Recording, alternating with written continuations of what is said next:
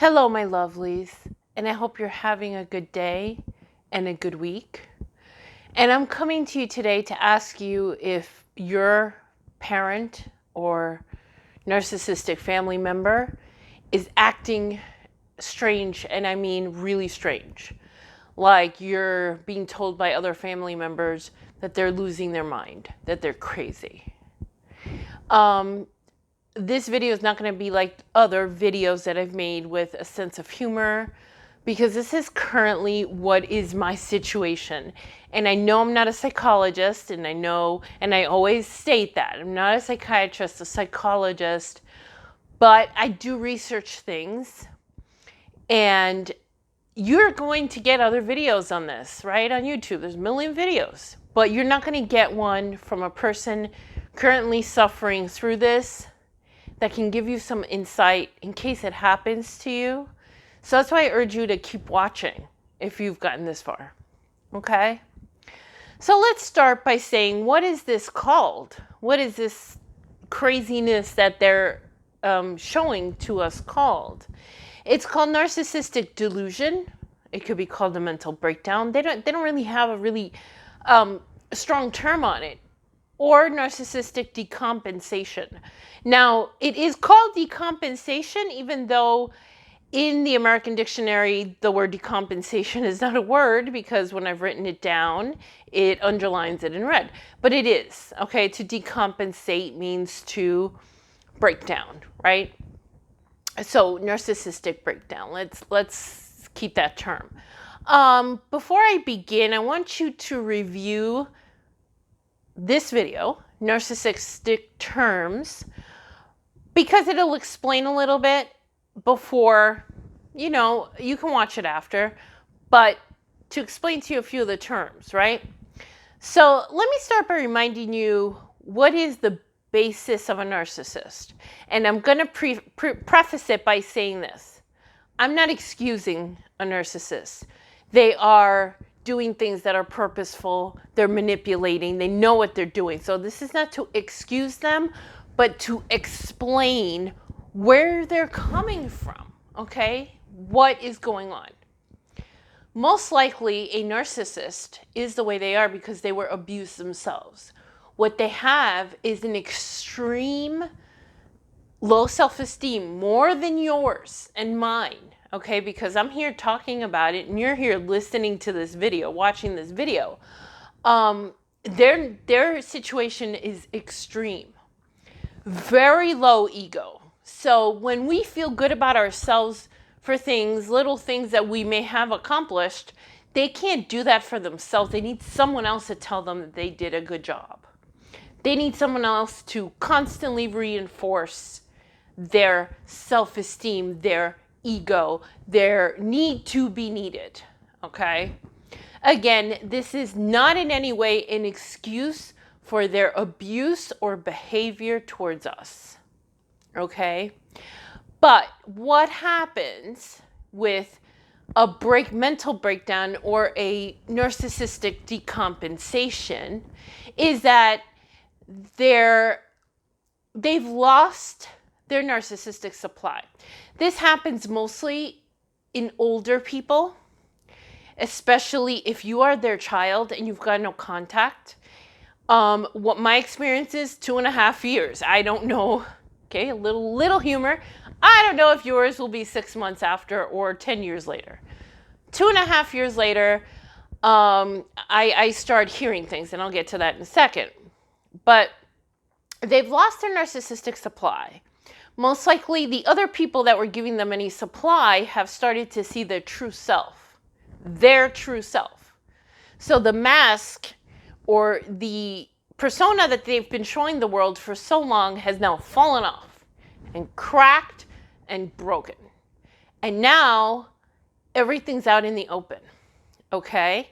Their ego is just out there and it is searching like a monster with tentacles for supply.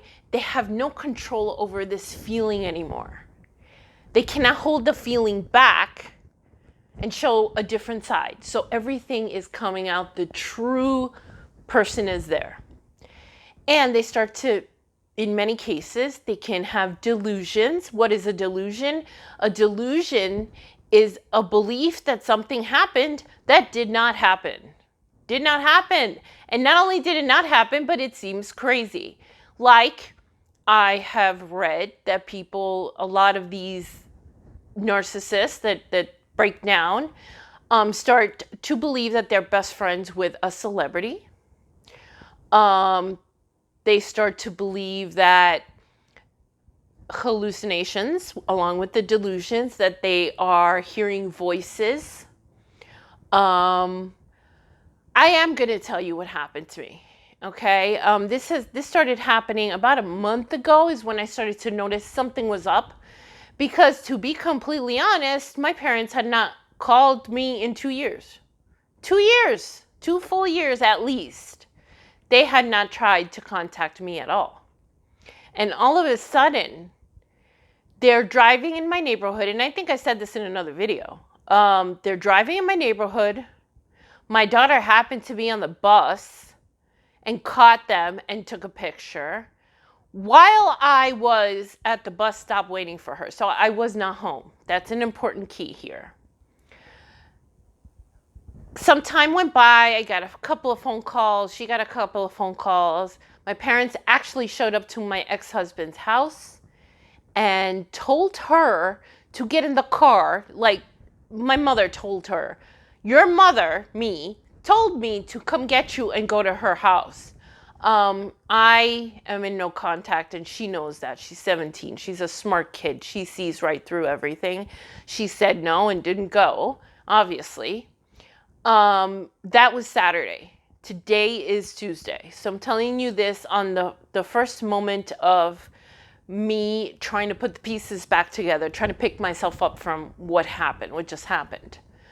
And then I got 6-7 phone calls from a flying monkey. And yes, she's a flying monkey. I cut contact with her over a year ago, and she had not contacted me either. Okay, so it's not just that. So I call her back because I needed to know what was happening, why I was feeling so chased, and I don't feel safe in my own home.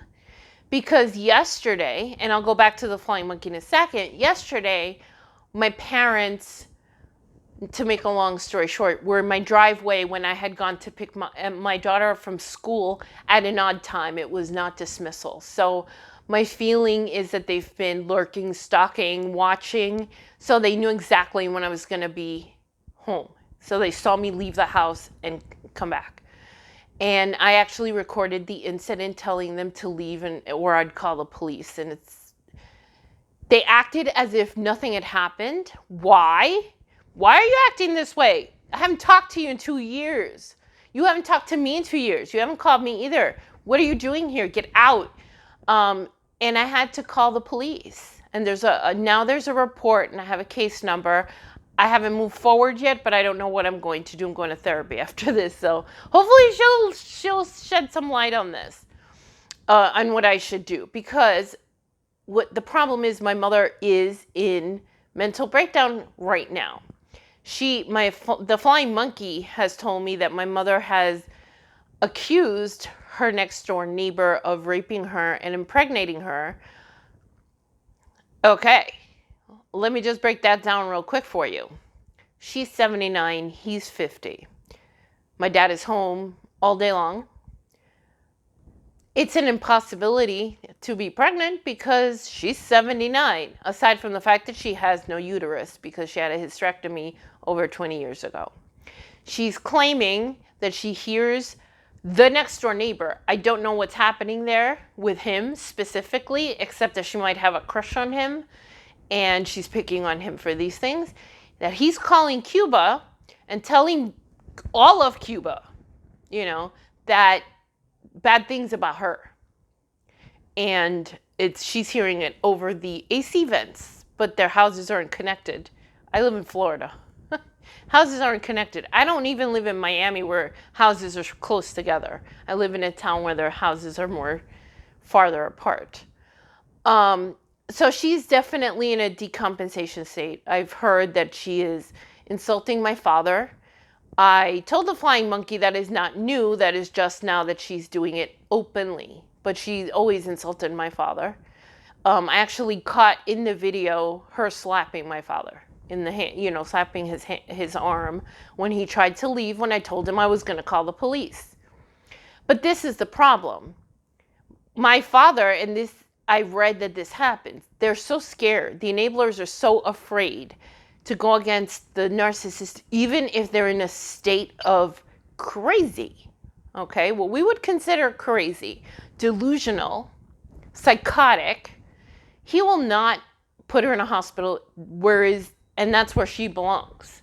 And I screamed at him as he was leaving, if she's crazy, send her to the hospital. I am scared because a person who is psychotic, who originally had no empathy, their empathy's gone. Completely, no empathy, no guilt, no sense of any reality. The possibility of what they could do is endless, right?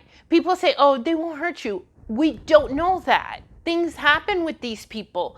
You guys have probably seen the documentaries with women and men who have had stalkers, right? And they end up dead or they end up hurt because the police wasn't involved or they didn't believe them. This is how I feel right now. Not that the police doesn't believe me. I haven't done anything more than call the non-emergency number and get advice on getting a restraining order. That was all that happened. I do want to say one thing. You are going to see and notice when this happens, if this happens, because it doesn't happen to everyone, but it does happen, that the things that they start saying that make no sense, it makes sense to you that that's what they're saying, okay? My mother claiming rape, number one, I believe maybe she was raped at one point in her life. Being that she was most likely abused herself, that may have happened. But my mother, her facade was like the Virgin Mary. I've never had sex with anyone but your father, a whole bunch of things. I believe my mother to have been maybe a little bit loose in that area, and it's all coming out in those ways. She also apparently said that she went to the doctor and she told the doctor she was fine, and the doctor kept insisting that she take off her shirt and her blouse so that he could fondle her. Things are very sexual, things that I noticed growing up, and now especially, that like little pinpoints of light came out when she was still lucid, right? So I'm in a situation where the guilt went through the roof last night because she really looked confused. Could it be an act? My husband thinks so. I don't think so. But yes, it could be an act to hoover me back. And this is where I want to stress one more time, and I've read this again. No matter what happens, do not go back to that narcissist. If you are no contact, you do not go back. Even if this is the situation. She's going psychotic, she's at home, your father refuses to call 911 and get her Baker acted,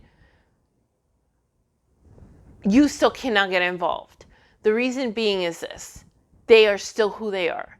Once you're back in their life, they start to recover from the break and they start abusing you again. That's what I've read over and over and over again in this research of the last few days. So, as awful as that sounds, stay away from flying monkeys, the family members that are wanting you to get involved because they don't want to be involved.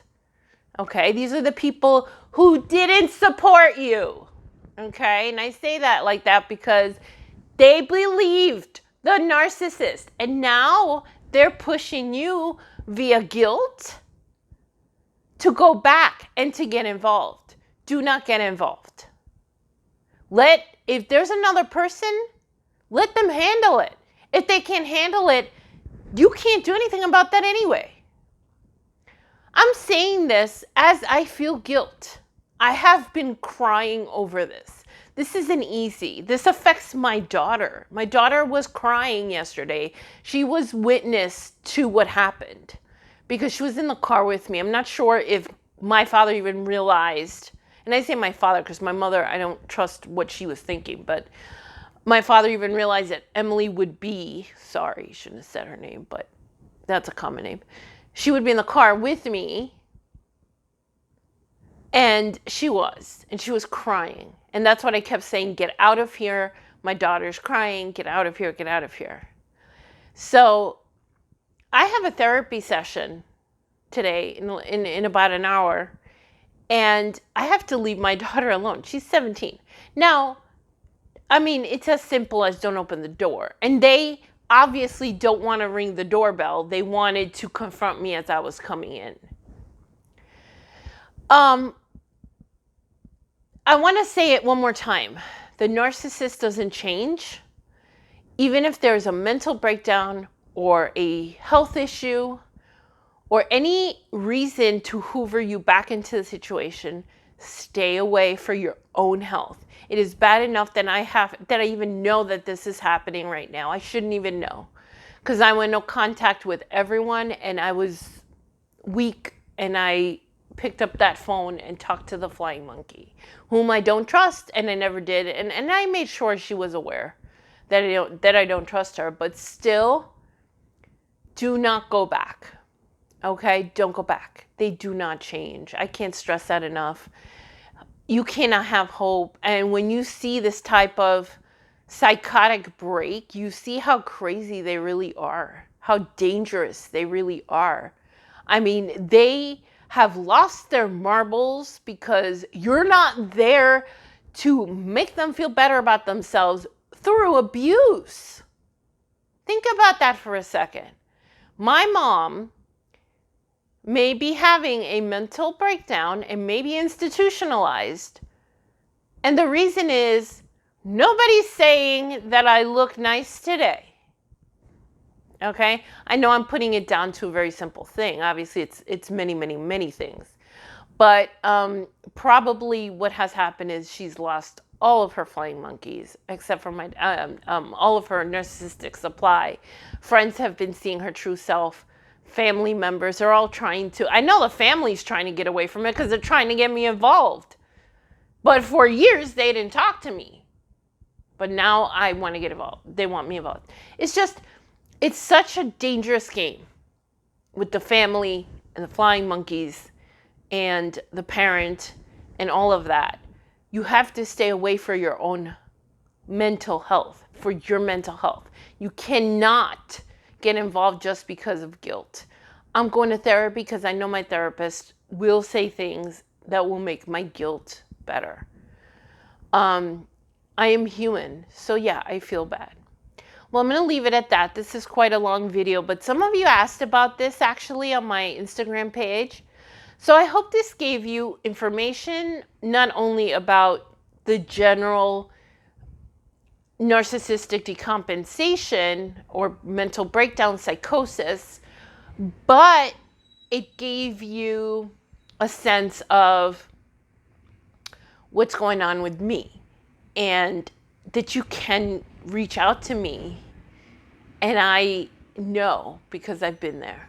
So sending you my love and I can't send you my calmness because I am not calm, but I can send you my love and my best wishes for all of you, and I hope that you all can get through it better than me because I'm experiencing it and passing it on to you. So love you all again, and until next time.